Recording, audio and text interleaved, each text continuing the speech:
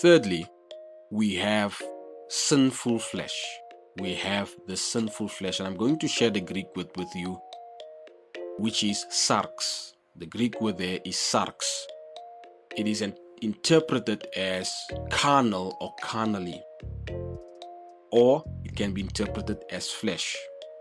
And it generally refers to the natural body of all kinds of creatures.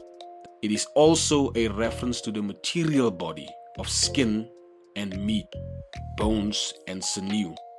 In many cases though, although this word sarx is used to describe the physical body, it is also used to describe the natural body, the natural flesh, but then it goes beyond that and describes something that is at work in the being of man that deliberately opposes God.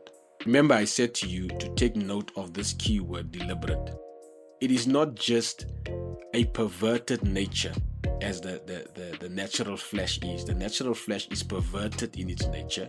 It is corrupt in its nature, but it's not deliberately in opposition to God, meaning the things that it does, because it's corrupted, is naturally inclined to go against the will of God because it's a corrupted nature.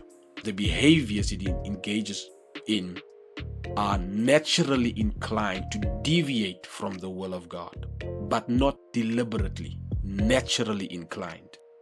However, this third kind of flesh, the sinful flesh, is not just describing the physical body, it's not just describing the natural nature, but it describes something that is at work in the being of man that deliberately opposes God. In other words, this kind of flesh, this sinful flesh, is deliberately hostile towards God. It hates God. It endeavors to dethrone God, to overthrow God.